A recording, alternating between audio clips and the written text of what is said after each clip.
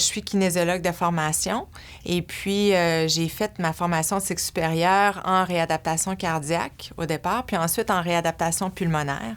Alors souvent, je dis que mon expertise, c'est sur l'évaluation à l'effort et l'usage de l'entraînement physique pour la réadaptation de gens qui souffrent de maladies chroniques, le plus souvent de maladies cardio-respiratoires. J'ai un volet de recherche qui se déroule au Centre de recherche de l'Hôpital du Sacré-Cœur de Montréal et j'ai également un volet de recherche qui se déroule au Centre Perform de l'Université Concordia.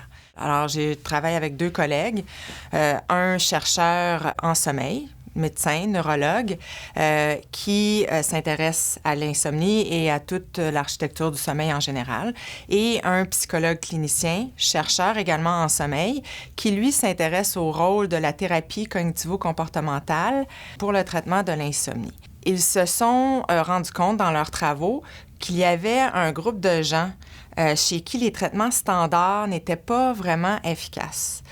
Ces gens-là sont les gens qui souffrent à la fois d'apnée du sommeil et d'insomnie chronique. Je suis donc responsable de tout le volet évaluation à l'effort. Alors, on fait faire des tests d'effort maximaux à tous les participants qui font le projet. On regarde là, tous les paramètres cardio-respiratoires durant le test d'effort. Et ensuite, bien évidemment, on les entraîne. Alors, je prête aussi mon expertise pour la conception puis le suivi de l'entraînement physique des gens. Finalement, l'idée ici est de combiner la thérapie cognitivo-comportementale ciblant l'insomnie à un programme d'entraînement physique pour aider spécifiquement les gens qui souffrent à la fois d'apnée du sommeil et d'insomnie chronique. En effet, est-ce qu'on peut penser que ce sera la première d'une étude combinant les 2 interventions, thérapie cognitivo-comportementale et entraînement physique? Je pense que oui. Moi, j'aime croire que oui. Je vous dirais, moi, ça fait quand même un certain nombre d'années que je fais de la recherche sur l'usage de l'entraînement physique pour aider des gens qui souffrent d'une maladie chronique, souvent cardiopulmonaire dans mon cas. Et c'est la première fois que je travaille avec un psychologue clinicien qui vient ajouter une intervention à la mienne.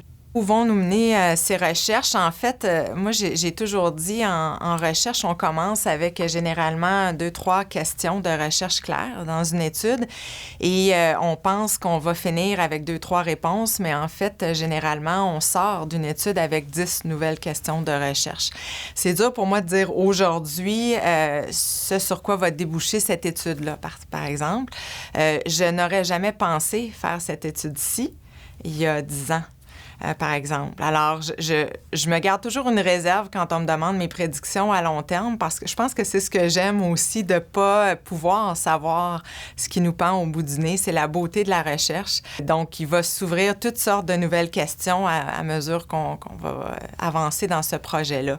Moi, je veux dire, à court et moyen terme, ce que je souhaite vraiment, c'est qu'on se rende à destination avec ce projet. Donc, qu'on arrive à terminer notre étape pilote, qu'on arrive à déployer une plus grande étude pour répondre à ces questions-là, à tout le moins. Donc, est-ce que la combinaison de ces 2 interventions-là peut aider les gens atteints d'apnée du sommeil et d'insomnie comorbide? Et ensuite, bien, ce sera de voir effectivement peut-être, bien, est-ce que cette combinaison-là peut aider d'autres gens, des gens qui souffrent de problèmes peut-être de la même famille, par exemple, et de toutes sortes de conditions de santé chronique. Je pense que ça va se diriger vraiment vers d'autres conditions de santé chronique.